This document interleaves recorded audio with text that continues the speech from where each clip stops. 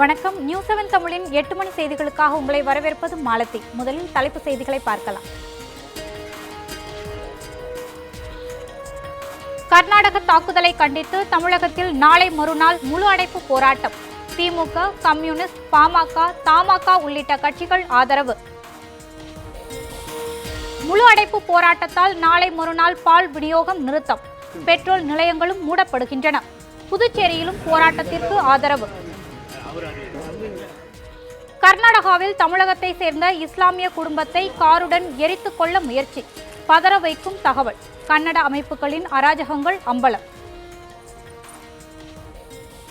பெங்களூருவில் 12ஆம் தேதி நடந்த கலவரத்தில் தமிழர்களின் 100 கோடி ரூபாய் சொத்துக்கள் சேதம். பெங்களூரு தமிழ் சங்க தலைவர் அதிர்ச்சி தகவல். வெளியே வரும். ஆனால் அடுத்த 2 மணி நேரத்தில் இந்த அளவுக்கு பெரிய கலவரம் வெடிச்சது. இங்க இருக்கிற தமிழக மக்களுக்கு எவ்வளவு கோடி ரூபாய் மதிப்பிலான மொழியற்ற குரங்குகளாய் இருந்த போதும் காவிரி ஓடியது, நமக்கு பின்னும் அது ஓடும். காவிரி விவகாரம் குறித்து நடிகர் கமல்ஹாசன் ட்விட்டரில் கருத்து. உள்ளாட்சி தேர்தல்களில் வெற்றி வாகை சூட வேண்டும். அண்ணா பிறந்த நாளையொட்டி அதிமுக தொண்டர்களுக்கு ஜெயலலிதா கடிதம். தமிழக காங்கிரஸ் தலைவராக திருநாவுக்கரசர் நியமனம். மூத்த தலைவர்களுடன் இணைந்து கட்சியை பலப்படுத்துவேன் என பேட்டி. காங்கிரஸ் கட்சியில் இருக்கக்கூடிய எல்லா தலைவர்களும் எனக்கு பல ஆண்டுகளாக தொடர்ந்து அரசியலில் நண்பர்களாக இருக்கக்கூடியவர்கள். அதுபோல மாவட்டத்தில் இருக்கக்கூடிய நிர்வாகிகளாக இருக்கட்டும், எல்லாருமே எனக்கு நண்பர்கள் தான். நடிகர் சங்கத்தில் இருந்து தற்காலிகமாக நீக்கப்பட்டதை மறுபரிசீலனை செய்ய வேண்டும். நடிகர் சரத்குமார் வலியுறுத்தல். நீதிமன்றத்தை நாடப்போவதாகவும் அறிவிப்பு. சிறையில் தாக்கப்பட்ட பேரறிவாளனுடன் வழக்கறிஞர் சந்திப்பு. அனைத்து வசதிகளும் கொண்ட மருத்துவமனைக்கு மாற்றி சிகிச்சை அளிக்க வலியுறுத்தல்.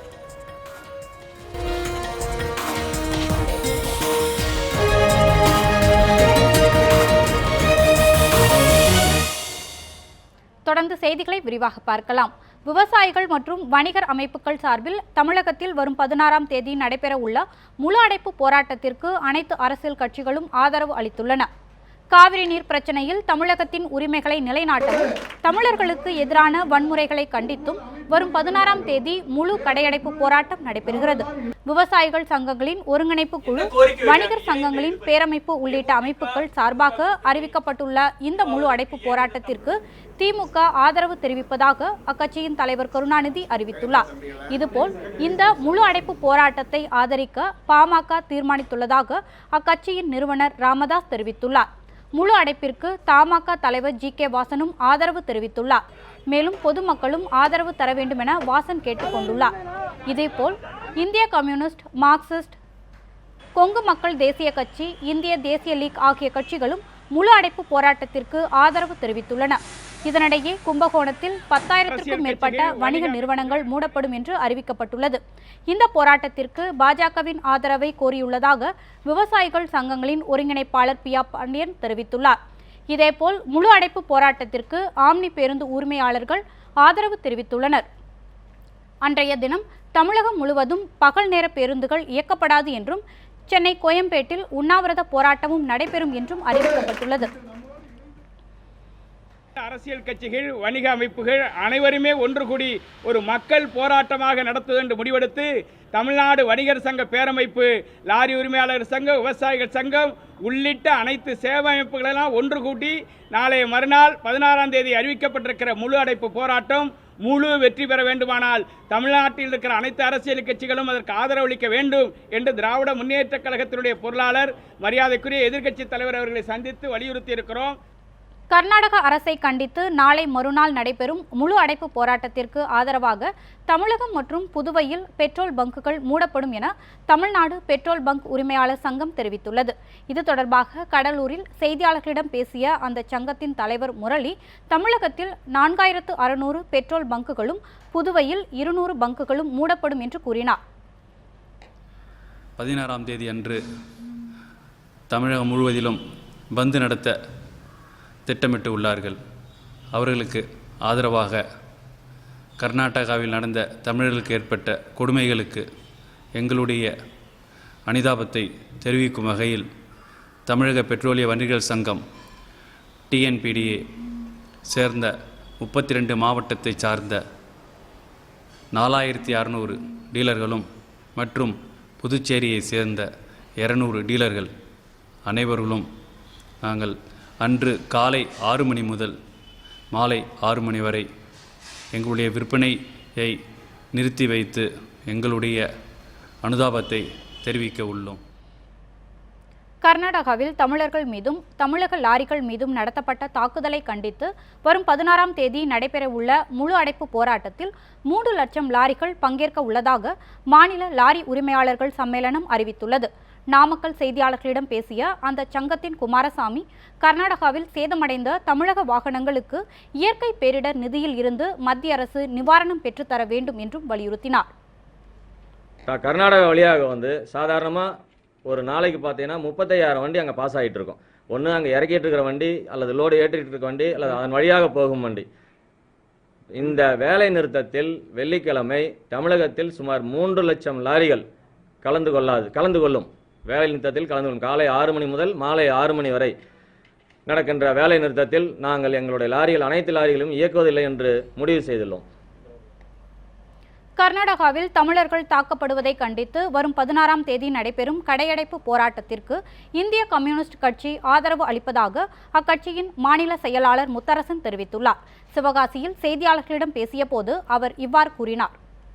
கர்நாடகத்தில் தமிழர்களுக்கு எதிராக நடத்தப்படுகிற தாக்குதலை கண்டித்தும் அங்கு இருக்கக்கூடிய தமிழ் மக்களுக்கு உரிய பாதுகாப்பை வழங்க வேண்டும் என வலியுறுத்தியும் நாளைய மறுதினம் 16ஆம் தேதி வணிகர்கள் சங்கங்களின் சார்பில் முழு அடைப்பு போராட்டத்திற்கு அறைகூவல் விடுக்கப்பட்டிருக்கிறது. பல்வேறு அமைப்புகளும் அதற்கு ஆதரவு தெரிவித்திருக்கின்றன.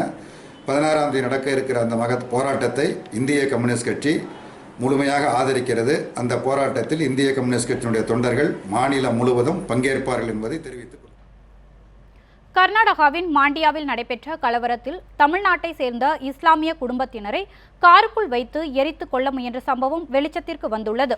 தருமபுரி மாவட்டம் பாலக்கோடு பகுதியைச் சேர்ந்த நவாஸ் பாஷா என்பவரின் தம்பி மனைவி பிரசவத்திற்காக சொந்த ஊரான கர்நாடகாவின் மாண்டியாவிற்கு சென்றுள்ளார். அவரை பார்ப்பதற்காக கடந்த 11ஆம் தேதி உறவினர்களுடன் நவாஸ் பாஷா சென்றிருந்தார். பின்னர் மறுநாள் நவாஸ் பாஷா உள்ளிட்டோர் காரில் தமிழகம் திரும்பிக் கொண்டிருந்தனர். மாண்டியாவின் புறநகர் பகுதியில் உள்ள நந்தினி பால் டிப்போ அருகில் வந்தபோது கலவர கும்பல் காரில் இருந்தவர்களை பெட்ரோல் ஊற்றி எரிக்க முயன்றுள்ளனர். இதில் பதறியடித்து வெளியேறிய நவாஸ் பாஷா, அவருடைய மனைவி உள்ளிட்ட குடும்பத்தினர் காட்டுக்குள் தப்பியோடி உயிர் பிழைத்தனர். பின்னர் பல்வேறு சோதனைகளுக்கு இடையில் ரயில் மூலம் தப்பித்து அவர்கள் சொந்த ஊர் திரும்பினர். இந்த நிலையில் தருமபுரி ஆட்சியர் மற்றும் மாவட்ட காவல்துறை கண்காணிப்பாளரிடம் நவாஸ் பாஷா புகார் மனு அளித்தார். அதில் தாங்கள் இழந்த கார் மற்றும் உடைமைகளுக்கு இழப்பீடு வழங்க வேண்டி மனு அளித்தனர். மண்டியாவிலிருந்து ஒரு 10 கிலோமீட்டர் இதில் அங்கே ஒரு போராட்டம் நடத்திட்டு இருந்தாங்க. நாங்களும் ஒரு சென்னைக்கு சேர்ந்தவங்க தமிழர்கள் ஒரு 4 பேரும், லேடிஸ் அவங்க வீட்டு ஃபேமிலி, அவங்க சின்ன 2 குழந்தைங்களும், அவங்க 2 ஃபேமிலி.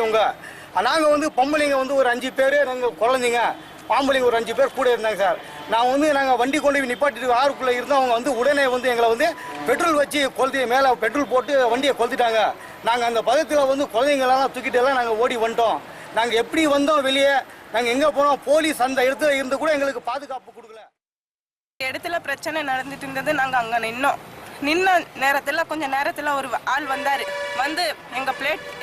எங்கள் வண்டி பிளேட் எல்லாம் முடிச்சிட்டு என்ன சொன்னார், நீங்கள் தப்பிச்சிக்கோங்கன்னு சொன்னார். சரி, நல்லவர் போல இருக்கு, நாங்கள் நம்பி நின்றுட்டோம். கொஞ்ச நேரத்தில் இங்கேருந்து போய் அந்த இடத்துலேருந்து அவர் இந்த வண்டி இங்கே இருக்கு, தமிழ்நாடு வண்டி இங்கே இருக்கு, எரிங்க இந்த வண்டி அப்படின்னு அவர் தான் சொன்னார். தான் இருந்தோம். நாங்க பயந்துட்டு தப்பிச்சிட்டு இவர் படுத்துட்டு இருந்தாரு. இவரை கூப்பிட்டுட்டு நாங்க ஓடி வந்துட்டோம். எந்த வழியில வந்தோம்னு தெரியல. ஒரு கடையில போய் தண்ணி கேட்டோம். அந்த தண்ணி கேட்டதுல அந்த கடையில கூட அடிச்சுட்டாங்க, தண்ணி கொடுக்க கூடாதுன்னு. நாங்க எப்படியோ தப்பிச்சு நாங்க எப்படி வந்தோம், என்ன செஞ்சோன்னு எங்களுக்கே புரியல. நாங்க திருப்பி அந்த ஊருக்கு ரயில் ஸ்டேஷன்ல போய் யார்கிட்டயோ கேட்டு நாங்க அங்கங்க பிட்டா டிக்கெட் எடுத்துட்டு ஊருக்கு சேர்ந்தோம் சார். கர்நாடகாவில் தமிழர்களுக்கு எதிராக கடந்த 12ஆம் தேதி நடைபெற்ற வன்முறையில் பெங்களூரு மற்றும் புறநகர் பகுதிகளில் ஏற்பட்ட சேத விவரங்களை பெங்களூரு காவல்துறை வெளியிட்டுள்ளது. தற்போது அதன் விவரங்களை பார்க்கலாம். பெங்களூரு பகுதிகளில் மொத்தம் 44 ஆம்னி பேருந்துகள் எரிக்கப்பட்டதாகவும் 21 லாரிகள் எரிக்கப்பட்டதாகவும் தெரிவிக்கப்பட்டுள்ளது. பெங்களூரு மாநகர பேருந்துகள், கர்நாடக அரசு போக்குவரத்து கழக பேருந்து என மொத்தம் 14 அரசு பேருந்துகளும் சேதப்படுத்தப்பட்டன. மேலும் 5 கார்களும் காவல்துறையின் 4 வாகனங்கள் எரிக்கப்பட்டதாகவும் தெரிவிக்கப்பட்டுள்ளது. இவற்றை தவிர 10 கார்களும் 3 பேருந்துகள் 5 லாரிகளும் சேதப்படுத்தப்பட்டன. பெங்களூரு முழுவதும் வன்முறையால் பாதிக்கப்பட்ட நிலையில் 13 இடங்களில் தடியடி நடத்தப்பட்டதாகவும் 16 இடங்களில் கண்ணீர் புகைக்குண்டு வீசப்பட்டதாகவும் பெங்களூரு போலீஸ் தரப்பில் கூறப்பட்டுள்ளது.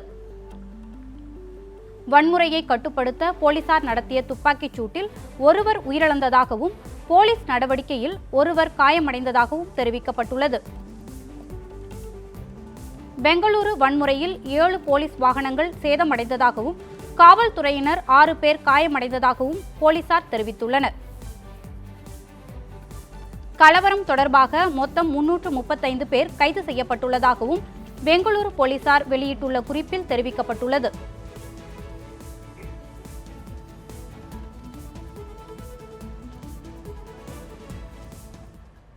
காவிரி விவகாரத்தில் கன்னட அமைப்பினர் நடத்திய வன்முறைகளை சரித்திர கண்ணாடியில் பார்த்து வெட்கி தலை குனிய வேண்டி வரும் என நடிகர் கமல்ஹாசன் வேதனை தெரிவித்துள்ளார். உச்சநீதிமன்ற தீர்ப்பை தொடர்ந்து காவிரி ஆற்றில் கர்நாடக அரசு தண்ணீரை திறந்துவிட்டு வருகிறது. இதற்கு எதிர்ப்பு தெரிவித்து கன்னட அமைப்பினர் தமிழர்களுக்கு எதிராக பெரும் வன்முறையில் ஈடுபட்டனர். இது தொடர்பாக ட்விட்டரில் கருத்து தெரிவித்துள்ள நடிகர் கமல்ஹாசன், தமிழர்களாகிய நாம் மொழியற்ற குரங்குகளாக இருந்தபோதும் காவிரி ஓடியது, நமக்கு பின்னும் அது ஓடும் என்று கூறியுள்ளார். இந்த வன்முறைகளை சரித்திர கண்ணாடியில் முகம் பார்த்து வெட்கி தலை குனிய வேண்டி வரும் என்றும் கமல்ஹாசன் கருத்து பதிந்துள்ளார். பெங்களூருவில் வசிக்கும் தமிழ் மக்களின் பாதுகாப்புக்கு என்ன செய்ய வேண்டும், வன்முறையால் பாதிக்கப்பட்ட தமிழர்களின் நிலை என்ன என்பது குறித்து பெங்களூரு தமிழ்ச் சங்கத்தின் தலைவர் தாமோதரனுடன் நமது செய்தியாளர் ரியாஸ் நடத்திய கலந்துரையாடலை தற்போது பார்க்கலாம். காவிரி பிரச்சனை தொடர்பாக கர்நாடகாவில் ஏற்பட்ட பல்வேறு போராட்டங்கள் வன்முறையை எட்டியது. இந்த நிலையில கர்நாடகாவில் வசிக்கின்ற ஏராளமான தமிழர்கள் தாக்கப்பட்டனர், அவர்களுடைய வாகனங்கள் தீக்குறையாக்கப்பட்டன. இந்த நிலையில் இன்று இயல்பு நிலை திரும்பிக் கொண்டிருக்கும் நிலையில் நம்மிடையே பேசுவதற்காக, அதாவது பெங்களூரு தமிழ் சங்கத்துடைய தலைவர் தாமோதரன் நம்மிடையே இணைஞ்சிருக்கார். அவர்கிட்ட பேசலாம். சார் வணக்கம். தற்போது நடைபெற்ற இந்த வன்முறை போராட்டங்களால எந்தெந்த பகுதிகளில் தமிழர்கள் பெரிதும் பாதிக்கப்பட்டிருக்காங்க? தமிழர்கள் பெரிதும் பாதிக்கப்பட்ட பகுதின்னு எடுத்துக்கிட்டீங்கன்னா nice road, Mysore road, Magadi road, இந்த மாதிரி பகுதிகளில் நிறையவே பாதிப்பு ஏற்பட்டிருக்கு. அங்கெல்லாம் வண்டிகள் அதிகமாக லாரிகளையும் சரி பஸ்ஸுகளையும் சரி நிறைய எரிச்சிருக்கிறாங்க. அது மட்டும் இல்லாமல் தமிழர்களுடைய ஹோட்டலுங்க கடைங்க இதெல்லாம் அடிச்சு நொறுக்கப்பட்டிருக்குது. பரவலாக பாதிப்பு ஏற்பட்டிருக்குது. ஒரே நாளில் அன்றைக்கு திங்கட்கிழமை 4 மணிக்கு மேலே தொடங்கின இது கிட்டத்தட்ட ஒரு இரவு 10 மணிக்குள்ள இவ்வளவு அழிப்புகளும் இவ்வளவு சொத்து சூறையாடல்களும் நடந்து முடிஞ்சிடுச்சு. இதுக்காக முன்கூட்டியே நீங்க இங்க கர்நாடக முதல்வர் சந்திச்சு பேசுனீங்களா? அவங்களுக்கு காவல்துறை உங்களுக்கு போதுமான அளவு பாதுகாப்பு கொடுத்திருந்தாங்களா? அன்றைக்கு பகல் தான் 2:30 மணி அளவில் நாங்க முதல்வரிடத்துல அப்பாயின்மெண்ட் வாங்கி அவரை போய் சந்திக்கிறோம். அவரை சந்திச்சோம். 2:30 மணிக்கு சந்திக்க முடிஞ்சது. அவரை சந்திச்சோம். அவரோட உள்துறை அமைச்சரும் இருந்தாரு. 2 பேருமே நாங்க வேண்டுகோள் மனுவை கொடுத்தோம். அவங்க கிட்ட தமிழர்கள் இருக்கிற பகுதிகளெல்லாம் உரிய பாதுகாப்பு ஏற்பாடு செய்து கொடுக்கணும், எந்த பாதிப்பும் வந்துடக்கூடாதுன்றதை கேட்டுக்கிட்டோம். அவங்க 2 பேருமே முதல்வரும் சரி உள்துறை அமைச்சரும் சரி கண்டிப்பாக எல்லா ஏற்பாடுகளும் செஞ்சிருக்கிறோம், எந்த பாதிப்பும் வராதுன்ற உறுதியை கொடுத்தாங்க. 3 மணிக்கு தான் அவரை பார்த்துட்டு வெளியே வரும். ஆனா அடுத்த 2 மணி நேரத்தில் இந்த அளவுக்கு பெரிய கலவரம் வெடிச்சிருச்சு. இங்க இருக்கிற தமிழக மக்களுக்கு எவ்வளவு கோடி ரூபாய் மதிப்பிலான பொருட்களும் பாதிக்கப்பட்டிருக்கு? அதை பத்தியான விஷயம் கிட்டத்தட்ட 100 கோடிக்கு மேல இழப்பு ஆயிருக்கும். அந்த அளவுக்கு பாதிப்பு இருக்கு. ஏன்னா கிட்டத்தட்ட 100 லாரிகளுக்கு மேல அடிச்சு நொறுக்கிருக்காங்க. நிறைய லாரிகளை எரிச்சிருக்கிறாங்க. பஸ்ஸுங்க ஒரு 60 பஸ்ஸுங்களுக்கு மேல எரிச்சிருக்கிறாங்க. அது இல்லாம அவங்க ஹோட்டலுங்க தமிழர்களுடைய ஃபேக்டரிங்கெல்லாம் பார்த்து அடிச்சிருக்கிறாங்க. டெக்ஸ்டைல் ஷாப் துணி கடைகள் எல்லாம் நொறுக்கிருக்கிறாங்க. இதெல்லாம் பார்க்கும்போது 100 கோடிக்கு மேல இழப்பு ஆயிருக்கும். பாதிக்கப்பட்டவங்களுக்கு இழப்பீடு வழங்குவதற்கான எந்த மாதிரி முயற்சிகளை தமிழ் சங்கம் இறங்கியிருக்கு? கண்டிப்பாக இது கர்நாடக அரசு தான் இதுக்கு பொறுப்பேற்கணும். இழப்பீடு முழுமையாக அவங்க தான் கொடுக்கணும் தொடர்ந்து நாங்க கேட்டுட்டு வரோம். அரசு அதுக்கான ஏற்பாடுகளை செய்யும் நம்புறோம். அரசு செய்ய தவறினாக அதுக்கு மேற்கொண்டு என்ன மாதிரியான சட்ட நடவடிக்கை எடுக்கணும்ன்றத தமிழ்ச்சங்கம் ஈடுபடும். இப்போ தொடர்ந்து இந்த நாட்கள்ல தமிழர்களுக்கான பாதுகாப்பு எந்த அளவு வழங்கப்பட்டிருக்கு, வருங்கால எப்படி வழங்கப்படும் நீங்க வைக்கிறீங்க? இந்த 2 நாளா நேற்றைக்கும் சரி இன்றைக்கும் சரி பாதிக்கப்பட்ட பகுதிகள்லாம் ராணுவ ரோந்து வராங்க. காவல்துறையும் நிறைய பெரிய அளவில் குவிக்கப்பட்டிருக்கிறாங்க. அதனால நேற்றையிலிருந்து ஓரளவுக்கு இயல்பு நிலை திரும்பிட்டு இருக்குது. இன்றைக்கு ஓரளவுக்கு சரியா இருக்குது. பாதிக்கப்பட்ட பகுதிகளெல்லாம் உள்துறை அமைச்சர் பார்வையிட்டிருக்காரு. பார்வையிட்டு வேண்டிய ஏற்பாடுகளை செஞ்சிருக்கிறாங்க. அரசு நேற்றுக்கிலிருந்து முழுமையாக பாதுகாப்பு ஏற்பாடுகளில் கவனம் செலுத்திட்டு வராங்க. அதனால இனிமே தொடர்ந்து இந்த மாதிரியான வன்முறை நடக்காதுன்னு நம்புறோம். தொடர்ந்து இது போல எப்பவுமே எடுக்க கூடாதுன்னாக்கா அதுக்கு இந்த அரசு, தமிழ்நாடு அரசு, மத்திய அரசு எல்லாரும் உட்கார்ந்து பேசி ஒரு நிரந்தர தீர்வை காண்பது மட்டும்தான் இது போல எதிர்காலத்தில் நடக்காம இருக்கிறதுக்கான வழியாக அமையும். சார், இப்போ நடைபெற்ற இந்த வன்முறை சம்பவங்களுக்கு பின்னணியில் என்ன இருக்கும்னு நீங்க நினைக்கிறீங்க? இல்ல இங்க பல சக்திகள் வேலை செய்யறாங்க. பொதுவாக காவிரி நதி என்பது தங்களுக்கு மட்டுமே சொந்தமானது என்ற நிலை எல்லா மக்களுடைய மனத்தில் ஆழமாக பதிஞ்சிருக்குது. அதை காவிரி நதி என்பது பொதுவான ஒரு இதை எல்லாரும் பகிர்ந்துக்கணுன்ற உணர்வு இங்க இருக்கிற யாருமே பொதுமக்களிடத்துல சொல்றதில்ல. அதுதான் ஒரு பெரிய சிக்கல். மழை அதிகமா வரப்படும் போது வேண்டிய தண்ணியை தமிழ்நாட்டுக்கு விடுறாங்க. மழை இல்லாத போது தமிழ்நாட்டுக்கு தண்ணி கொடுக்க வேண்டிய அவசியம் இல்லைன்றதுதான் இங்க இருக்கக்கூடிய எல்லாருடைய கருத்தாங்க இருக்குது. அதை அரசியல்வாதிகள் தான் தவிர்க்கணும். இந்த பிரச்சனைகளுக்கு ஒரு சில குறிப்பிட்ட அமைப்புக்கு தான் காரணம்னு நினைக்கிறீங்க? இல்ல, பெரும்பாலும் இந்த மாதிரியான போராட்டங்கள், தமிழர்களுக்கு எதிர்ப்பான வன்முறைகள் நடக்கப்படும் போது இங்க இருக்கிற கன்னட அமைப்புகள் தான் பெரும்பாலும் காரணமாக அமைகிறாங்க. இப்போ நேற்றைக்கு அவங்க சொல்லி அனுப்பின செய்தி நாங்க இது காரணம் இல்லைன்ற மாதிரி சொல்றாங்க. ஆனாலும் அரசுக்கு தான் அதனுடைய உண்மை நிலை தெரியும். கண்டிப்பாக சில கன்னட அமைப்புகள் இருக்குது பின்னாடி. நன்றி சார். அதாவது கர்நாடகா நடைபெற்ற இந்த வன்முறைக்கு காரணமானவர்கள் மீது நடவடிக்கை எடுக்க வேண்டும் என்றும் பாதிக்கப்பட்டவர்களுக்கு உரிய இழப்பீடு வழங்க வேண்டும் என்பது இவர்களுடைய கோரிக்கையா இருக்கு. ஒளிப்பதிவாளர் நேதாஜியுடன் ரியாஸ், நியூஸ் 7 தமிழ், பெங்களூரு.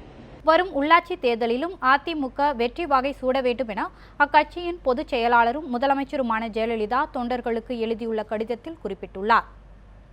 அண்ணாவின் 108வது பிறந்த நாளையொட்டி அதிமுக தொண்டர்களுக்கு இன்று அவர் எழுதியுள்ள கடிதத்தில் எண்ணற்ற மக்கள் நல பணிகளை சிறப்பாக செயல்படுத்தி வருவதால் தமிழக மக்கள் தனக்கு தொடர்ந்து நல் ஆதரவை வழங்கி வருவதாக குறிப்பிட்டுள்ளார். தீய சக்திகளும் அதன் நச்சு விழுதுகளும் நடத்திய அராஜக ஜனநாயக விரோத நடவடிக்கைகளும் சூழ்ச்சிகளும் மக்களால் புறந்தள்ளப்பட்டு சட்டப்பேரவை தேர்தலில் அதிமுக மாபெரும் வெற்றி பெற்றிருப்பதாகவும் தெரிவித்துள்ளார்.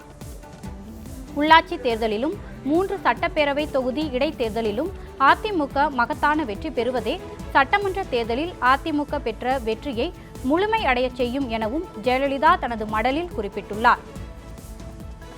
அரசின் திட்டங்களை வாக்காளர்களிடம் சேர்த்திடும் வகையில் அதிமுகவினர் மிகவும் பொறுப்புடனும் கவனத்துடனும் பணியாற்றிட வேண்டும் எனவும் ஜெயலலிதா கேட்டுக்கொண்டுள்ளார். மேலும் எதிர்வரும் தேர்தல்களில் தீய சக்தியை அடியோடு ஒழித்து கட்டி அதிமுகவின் வெற்றியை உறுதி செய்ய அண்ணா பிறந்த நாளில் சூளுரை ஏற்போம் என்று அதிமுக பொதுச் செயலாளரும் முதலமைச்சருமான ஜெயலலிதா தனது மடலில் குறிப்பிட்டுள்ளார். உள்ளாட்சி தேர்தலில் அதிமுகவை மாபெரும் வெற்றி பெற செய்யும் வகையில் கட்சி தொண்டர்கள் செயல்பட வேண்டும் என அக்கட்சியின் பொதுச் செயலாளரும் முதலமைச்சருமான ஜெயலலிதா வலியுறுத்தியுள்ளார். திமுக, தேமுதிக, பாரதிய ஜனதா, காங்கிரஸ் உள்ளிட்ட மாற்றுக் கட்சியை சேர்ந்த 91,308 பேர் அதிமுகவில் தங்களை இணைத்துக் கொண்டனர். அதிமுக பொதுச் செயலாளரும் முதலமைச்சருமான ஜெயலலிதா தலைமையில் சென்னை YMCA மைதானத்தில் இந்த பிரம்மாண்ட விழா நடைபெற்றது. இதில் உரையாற்றிய முதலமைச்சர் ஜெயலலிதா தமிழக உள்ளாட்சி தேர்தலில் அதிமுக மகத்தான வெற்றியை பெற்றிடும் வகையில் தொண்டர்கள் செயல்பட வேண்டும் என வலியுறுத்தினார். என்னுடைய தலைமையின் கீழ் இணைந்து பணியாற்ற வந்திருக்கும் உங்கள் அனைவரையும் அன்போடு கழகத்தில் இணைத்துக் கொள்வதோடு அடுத்து வரும் உள்ளாட்சி மன்ற தேர்தலில் நீங்கள் அனைவரும் அனைத்து இந்திய அண்ணா திராவிட முன்னேற்ற கழகத்தின் மகத்தான வெற்றிக்கு பாடுபட வேண்டும் என்று அன்போடு கேட்டுக்கொள்கிறேன். மக்களுக்காக உழைக்கும் ஒவ்வொருவருக்கும் பொது வாழ்வில் பெரும் எதிர்காலம் உண்டு. அந்த வாய்ப்புகளை உரிய நேரத்தில் உண்மையான தொண்டர்களுக்கு அளிப்பதில் அனைத்து இந்திய அண்ணா திராவிட முன்னேற்ற கழகத்திற்கு நிகரான இயக்கம் வேறு எதுவும் இல்லை. எனவே நீங்கள் அனைவரும் மக்கள் பணிகளை சிறப்புடன் ஆற்றி உங்கள் அரசியல் வாழ்வில் ஒளிமயமான எதிர்காலத்தை பெற்றிட உங்கள் எல்லோருக்கும் எனது மனப்பூர்வமான நல்வாழ்த்துக்களை தெரிவித்துக் கொண்டு அண்ணா நாமம் வாழ்க, புரட்சி தலைவர் எம்ஜிஆர் நாமம் வாழ்க. மேலும் பல்வேறு செய்திகளை பார்க்கலாம் ஒரு சிறிய இடைவேளைக்கு பிறகு.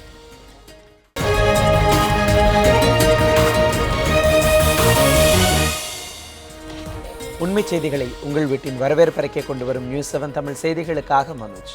8 மணி செய்திகளின் இந்த பகுதியில் செய்திகளை விரிவாக பார்ப்பதற்கு முன்னதாக தலைப்புச் செய்திகளை முதலில் பார்க்கலாம். நட்சத்திர ஹோட்டல்கள் மற்றும் மதுபான கடைகளில் 21 வயதுக்கு குறைந்தவர்களுக்கு மதுபானம் விற்றால் ஊழியர்கள் மீது கடும் நடவடிக்கை. உயர்நீதிமன்றத்தில் தமிழக அரசு பதில் தகவல். பாலியல் புகார் தொடர்பான வழக்கில் சசிகலா, புஷ்பா மற்றும் குடும்பத்தினரின் முன் ஜாமீன் மனுக்கள் தள்ளுபடி. உயர்நீதிமன்ற மதுரை கிளை உத்தரவு. தமிழக, கர்நாடக இரு மாநில முரண் தீவிரமடைய மத்திய அரசின் மெத்தனமே காரணம். நியூஸ் 7 தமிழ் இணையதளத்தில் நேயர்கள் கருத்து. இனி செய்திகளை விரிவாக பார்க்கலாம். மதுபான கடைகள் மற்றும் நட்சத்திர ஹோட்டல் மதுபான விடுதிகளில் 21 வயதுக்கு குறைவானவர்களுக்கு மதுபானங்களை விற்பனை செய்தால் ஊழியர்கள் மீது கடும் நடவடிக்கை எடுக்கப்படும் என தமிழக அரசு சென்னை உயர்நீதிமன்றத்தில் தெரிவித்திருக்கிறது. இது தொடர்பாக வழக்கறிஞர் கே. பாலு தாக்கல் செய்துள்ள பொதுநல மனுவில் மதுவால் ஏற்படும் தீமைகள் குறித்து பொதுமக்களுக்கு விளக்கும் விதமாக விழிப்புணர்வு நிகழ்ச்சிகளை நடத்த வேண்டும் என்றும் மது விற்பனையை ஒழுங்குபடுத்த வேண்டும் என்று உலக சுகாதார நிறுவனம் பரிந்துரை செய்துள்ளதாக குறிப்பிட்டிருக்கிறார். ஆனால் தமிழக அரசு இந்த பரிந்துரைகளை அமல்படுத்தாமல் இருப்பதாகவும் அவற்றை அமல்படுத்துவதற்கு ஒரு குழுவையும் அமைக்க தமிழக அரசுக்கு உத்தரவிட வேண்டும் என்றும் அந்த மனுவில் கோரியிருந்தார். இந்த வழக்கில் பதில் மனு தாக்கல் செய்த தமிழக மதுவிலக்கு மற்றும் ஆயத்தீர்வைத்துறை ஆணையர் இளம் வயதினர் மது அருந்துவதை தடுக்க அரசு சார்பில் எடுக்கப்பட வேண்டிய நடவடிக்கைகள் குறித்து தமது தலைமையில் குழு அமைக்கப்பட்டுள்ளதாக தெரிவித்திருக்கிறார். அனைத்து மதுபான கடைகள் மற்றும் நட்சத்திர ஹோட்டல் பார்களுக்கு உலக சுகாதார நிறுவனம் பரிந்துரைகள் தொடர்பாக சுற்றறிக்கை அனுப்பப்பட்டுள்ளதாகவும் கூறியுள்ளார்.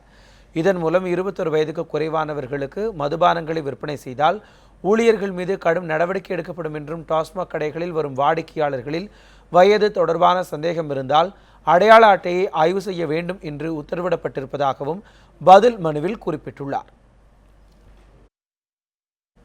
பேரறிவாளன் சிறையில் கடுமையாக தாக்கப்பட்டதற்கு சிறைத்துறையை கட்டுப்படுத்தும் அதிகாரம் கொண்ட அதிமுக அரசுதான் பொறுப்பேற்க வேண்டும் என திமுக தலைவர் கருணாநிதி குற்றம் சாட்டியிருக்கிறார். இது குறித்து இன்று அவர் வெளியிட்டுள்ள அறிக்கையில், சிறைக்குள் பேரறிவாளன் இரும்பு கம்பியால் தாக்கப்பட்டதற்கு அதிமுக ஆட்சியில் சட்டம் ஒழுங்கு எந்த அளவிற்கு சீர்கெட்டிருப்பது என்பதற்கும் கைதிக்கு கூட பாதுகாப்பு இல்லாத நிலைமைதான் இருக்கிறது என்பதற்கும் எடுத்துக்காட்டாக உள்ளதாக தெரிவித்தார். சிறையில் மற்றொரு கைதியால் தாக்கப்பட்டார் என்றாலும் அவருக்கு இரும்பு கம்பி எவ்வாறு கிடைத்தது என்றெல்லாம் கேள்விகள் எழுகின்றன எனவும் கருணாநிதி குறிப்பிட்டுள்ளார். பேரறிவாளன் சிறையில் கடுமையாக தாக்கப்பட்டதற்கு சிறைத்துறையை கட்டுப்படுத்தும் அதிகாரம் கொண்ட அதிமுக அரசுதான் பொறுப்பேற்க வேண்டும் என தெரிவித்துள்ள கருணாநிதி, பேரறிவாளனுக்கு உரிய சிகிச்சை அளிக்க வேண்டும் என்றும் தனது அறிக்கையில் குறிப்பிட்டுள்ளார்.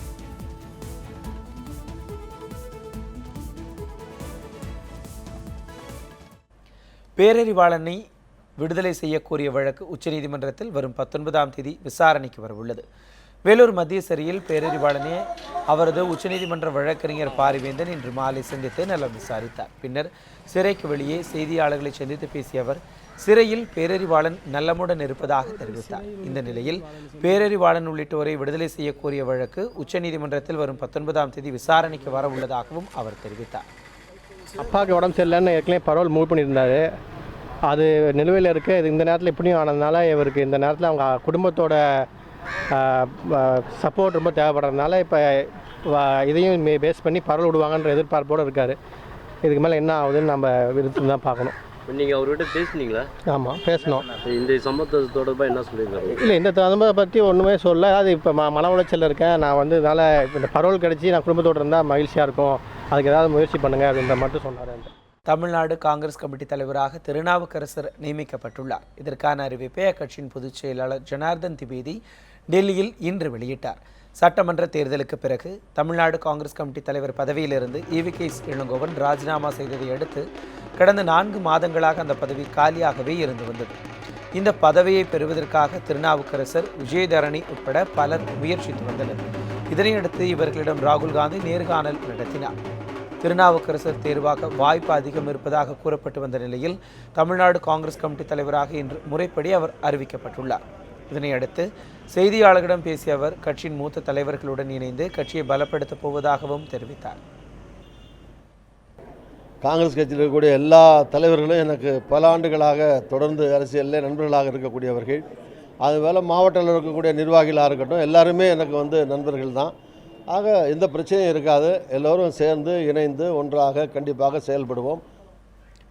தென்னிந்திய நடிகர் சங்கத்திலிருந்து தற்காலிகமாக நீக்கப்பட்டதை மறுபரிசீலனை செய்ய வேண்டும் என்று நடிகர் சரத்குமார் வலியுறுத்தியுள்ளார். இது தொடர்பாக அவர் வெளியிட்டுள்ள அறிக்கையில் தற்காலிக நீக்கத்தை எதிர்த்து நீதிமன்றத்தில் வழக்கு தொடர இருப்பதாகவும் தெரிவித்துள்ளார். மேலும் தற்காலிகமாக நீக்கம் செய்யப்பட்டிருப்பதை செய்தித்தாள்கள் மற்றும் தொலைக்காட்சிகள் வாயிலாகத்தான் அறிந்ததாக சரத்குமார் குறிப்பிட்டுள்ளார்.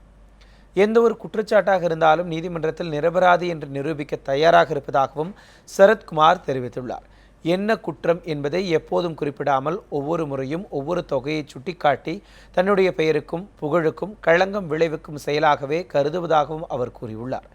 இடைக்கால தடையை நீக்குவதற்கும் வரவிருக்கும் பொதுக்குழுவில் கலந்து கொண்டு தனது நிலையை விளக்க தற்காலிக நீக்கத்தை தடை செய்ய வேண்டும் என்றும் நீதிமன்றத்தில் கோர இருப்பதாக சரத்குமார் தெரிவித்திருக்கிறார்.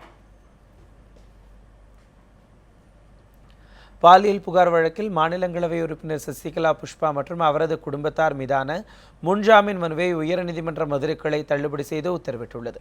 மாநிலங்களவை உறுப்பினர் சசிகலா புஷ்பாவின் வீட்டில் பணிபுரிந்த பானுமதி, அவரது சகோதரி ஜான்சிராணி ஆகியோர் சசிகலா புஷ்பா மற்றும் அவரது குடும்பத்தார் மீது தங்களுக்கு பாலியல் தொந்தரவு மற்றும் கொலை மிரட்டல் விடுத்ததாக புகார் அளித்தனர். இதன் அடிப்படையில் தூத்துக்குடி மாவட்டம் புதுக்கோட்டை போலீசார் வழக்கு பதிவு செய்தனர். அதனைத் தொடர்ந்து இந்த வழக்கில் தமக்கும் குடும்பத்தாருக்கும் முன்ஜாமீன் வழங்க கோரி சசிகலா புஷ்பா உயர்நீதிமன்ற மதுரை கிளையில் மனுவை தாக்கல் செய்திருந்தார். இந்த மனு நீதிபதி VM வேலுமணி முன்பு இன்று மீண்டும் விசாரணைக்கு வந்தது. அப்போது வழக்கில் முகாந்திரம் இருப்பதால் சாட்சிகளை கலைக்க வாய்ப்பு இருப்பதாக கூறி முன்ஜாமீன் மனுவை தள்ளுபடி செய்தார். மேலும் சசிகலா புஷ்பா, அவரது கணவர், மகன் ஆகியோர் தாக்கல் செய்த முன்ஜாமீன் மனுக்களின் வக்காலத்தில் அவர்கள் கையெழுத்திட்டதில் சந்தேகம் இருப்பதால் இதுகுறித்து மதுரை புதூர் போலீசார் வழக்கு பதிவு செய்து விசாரிக்கவும் நீதிபதி உத்தரவிட்டார். கன்னியாகுமரி மாவட்டத்தில் வசிக்கும் கேரள மாநில மக்கள் ஓணம் பண்டிகையை உற்சாகமாக கொண்டாடி மகிழ்ந்தனர். மலையாள மொழி பேசும் மக்கள் அதிகமாக வாழும் கன்னியாகுமரி மாவட்டத்தில் ஓணம் பண்டிகை கடந்த 4ஆம் தேதி முதலே கொண்டாடப்பட்டு வருகிறது. இந்த விழாவின் 10வது நாளான திருவோண பண்டிகையை முன்னிட்டு கேரள மக்கள் தங்கள் வீடுகள் முன்பு விதவிதமான பூக்களால் அத்தப்பூ கோலமிட்டு இருந்தனர். மேலும் கேரளாவை ஆண்ட மன்னர் மாவெலி சக்கரவர்த்தியை வரவேற்கும் விதமாக சிறப்பு வழிபாடுகளையும் மக்கள் மேற்கொண்டனர். ஓணம் திருவிழாவையொட்டி அறுசுவை உணவு படைத்து உறவினர்களுடன் உணவருந்தியும் மகிழ்ந்தனர். இதேபோன்று தொழில் நகரமான திருப்பூரில் வசித்து வரும் கேரளாவைச் சேர்ந்த மக்கள் திருப்பூர் கல்லூரி சாலையில் உள்ள ஐயப்பன் கோவிலில் அத்தப்பூ கோலமிட்டு தங்கள் வாழ்த்துக்களை பரிமாறிக்கொண்டனர். மேலும் தங்கள் இல்லங்களிலும் ஓணம் விழாவையொட்டி சிறப்பு வழிபாடுகளையும் அவர்கள் மேற்கொண்டனர்.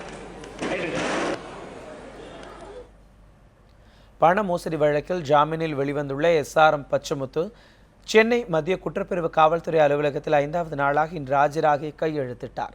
மருத்துவ சீட் வாங்கி தருவதாக கூறி 74 கோடி 50 லட்சம் ரூபாய் மோசடி செய்தது தொடர்பான வழக்கில் SRM பச்சமுத்து கடந்த 26ஆம் தேதி கைது செய்யப்பட்டார். இந்நிலையில் அவரை நிபந்தனை ஜாமீனில் சென்னை முதன்மை நீதிமன்றம் அண்மையில் விடுவித்தது. இதையடுத்து நீதிமன்ற உத்தரவுப்படி சென்னை எழும்பூர் மத்திய குற்றப்பிரிவு காவல்துறை அலுவலகத்தில் 5வது நாளாக இன்றும் பச்சமுத்து நேரில் ஆஜராகி கையெழுத்திட்டார்.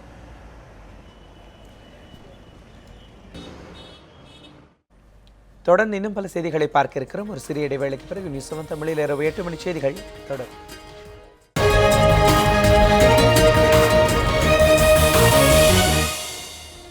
நியூஸ் 7 தமிழில் இரவு 8 மணி செய்திகள் தொடர்கின்றது. தமிழக கர்நாடக இரு மாநில முரண் தீவிரமடைய காரணம் என்ன என நியூஸ் 7 தமிழ் இணையதளத்தில் நேயர்களிடம் கருத்துக்களை கேட்டிருந்தோம். அதற்கு மத்திய அரசின் மெத்தனம் என 39.96% பேரும் கருத்து தெரிவித்திருக்கின்றனர்.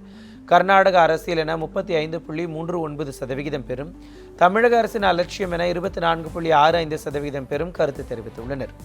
இதே கேள்வியை ட்விட்டர் சமூக வலைதளத்திலும் கேட்டிருந்தோம். அதற்கு மத்திய அரசின் மெத்தனம் என 34% பேர் கருத்து கூறியுள்ளனர். கர்நாடகாவின் அரசியல் என 41% பேரும், தமிழக அரசின் அலட்சியம் என 25% பேரும் கருத்து தெரிவித்துள்ளனர்.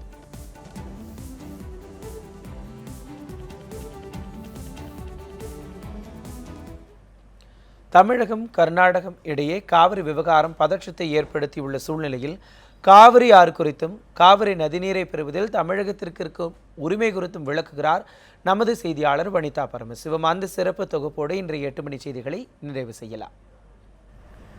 தமிழகத்திற்கு வழங்க வேண்டிய நீரை தராமல் கர்நாடகா தொடர்ந்து துரோகம் இழைத்து வருகின்றது. இந்த சூழ்நிலையில் காவிரி நீரின் மீதும் தமிழகத்திற்கு இருக்கக்கூடிய உரிமை என்ன அப்படிங்கிற விவரங்களை இப்போ நம்ம பார்க்கலாம். காவிரி ஆறு கர்நாடக மாநிலத்தின் குடகு மாவட்டம், அதாவது அந்த மாவட்டம் மேற்கு தொடர்ச்சி மலையில் இருக்கக்கூடிய ஒரு மாவட்டம். அங்கே இருக்கக்கூடிய தலை காவிரி அப்படிங்கிற இடத்துல காவிரி நதி உற்பத்தியாகிறது.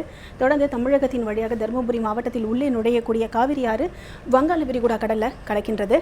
இந்த காவிரி ஆறை நம்பி அதாவது கர்நாடகாவில் உற்பத்தி ஆகக்கூடிய காவிரி ஆறு தமிழகத்தில் கலக்கும்போது இதனுடைய தூர அளவுன்னு நம்ம பார்க்கும்போது எவ்வளவு தூரம் இருக்குது அப்படின்னு பார்க்கும்போது கர்நாடகாவில் அந்த காவிரி நதி 320 கிலோமீட்டர் தூரம் வரைக்கும் பயணிக்குது. அதற்கு அடுத்ததாக தமிழகத்திலிருந்து காவிரி அதாவது வங்காள விரிகுடா கடலில் கலக்கிற வரைக்கும் நீளம் பார்த்தோம்னா 416 கிலோமீட்டர். அதாவது இந்த தூரம் என்பது இந்த எல்லை பகுதிகளை தவிர்த்த தூரம். அதிகமான தூரம் காவிரி ஆறு பயணிக்கிறது அப்படின்னு பார்த்தோம்னா தமிழ்நாடு தான். இந்த நதியை நம்பி என்னென்ன மாநிலங்கள் இருக்கின்றன, அதனால் பயன்பெறுகின்றன அப்படின்னு பார்க்கும்போது காவிரி ஆறு உற்பத்தியாகக்கூடிய கர்நாடகா, அதற்கு பிறகு தமிழ்நாடு, கேரளா மற்றும் புதுச்சேரி, இந்த 4 மாநிலங்கள் காவிரி நீரை பிரதானமாக நம்பி இருக்கின்றன. அதற்கு அடுத்தபடியாக நம்ம பார்க்கும்போது இந்த காவிரி நீரை நம்பி என்னென்ன மாவட்டங்கள் தமிழகத்தில் இருக்குது அப்படின்னு நம்ம பார்க்கும்போது காவிரி நதிநீர் பாதையில் இருக்கக்கூடிய மாவட்டங்கள் தவிர்த்து தருமபுரி, கடலூர், பெரம்பலூர், அரியலூர் மற்றும் டெல்டா மாவட்டங்கள், இந்த மாவட்டங்கள் எல்லாமே காவிரி நீரை பிரதானமாக நம்பி இருக்கக்கூடிய மாவட்டம். வெறும் பாசனத்திற்காக மட்டும் கிடையாது, சாகுபடிக்காக மட்டும் கிடையாது, இதை நம்பி குடிநீர் திட்டங்களும் நிறைவேற்றப்பட்டு இருக்கு. அதனால் காவிரியினுடைய நதி மிக முக்கியமானது இந்த மாவட்டங்களுக்கு. இந்த மாவட்டங்கள்லாம் எந்தெந்த மாவட்டங்கள் பயன்பெறுதுன்ற விவரங்களை பார்த்தோம். அதற்கு அடுத்தபடியாக எந்த அளவுக்கு சாகுபடி செய்யப்படுகின்றது அப்படின்னு நம்ம பார்க்க போகிறோம். கர்நாடகாவில் 34,000 சதுர கிலோமீட்டர் தூரம் சாகுபடி பரப்பு இருக்குது இந்த காவிரி நீரை நம்பி. அதற்கு அடுத்தபடியாக புதுச்சேரியில் 148 சதுர கிலோமீட்டர், தமிழகத்தில் எடுத்துக்கிட்டோம்னா 44,000 சதுர கிலோமீட்டர். தமிழகத்தில் தான் காவிரி நதி நீரை நம்பி அதிகப்படியான சாகுபடி நடக்கின்றது. கேரளாவில் 2,800 சதுர கிலோமீட்டர். ஏற்கனவே நம்ம பார்த்துருக்கோம் சாகுபடி பரப்பு தமிழகத்தில் தான் அதிகமாக இருக்குது அப்படிங்கிறத. அதற்கு அடுத்தபடியாக நம்ம பார்க்கும்போது காவிரியினுடைய ஆற்றின் குறுக்கே, அதாவது அதனுடைய கிளை ஆறுகளினுடைய குறுக்கே அணைகள்லாம் கட்டப்பட்டிருக்கு. கபினி, ஹாரங்கி, ஹேமாவதிலாம் துணை ஆறுகள். அந்த ஆறுகளினுடைய குறுக்கே அதன் பெயர்களிலேயே அணைகள் கட்டப்பட்டிருக்கு. இந்த கபினி ஆறு கேரளாவில் உற்பத்தி ஆகக்கூடிய ஒரு ஆறு. அந்த ஆற்றின் குறுக்கே கபினி அணை கட்டப்பட்டிருக்கு. கிருஷ்ணராஜசாகர் அணையும் கட்டப்பட்டிருக்கு. அதாவது இந்த 2 அணை கட்டப்பட்ட பிறகுதான் தமிழகத்திற்கு வர வேண்டிய தண்ணீர் குறைந்தது, பாதிக்கப்பட்டது அப்படின்னு நம்ம சொல்லலாம்.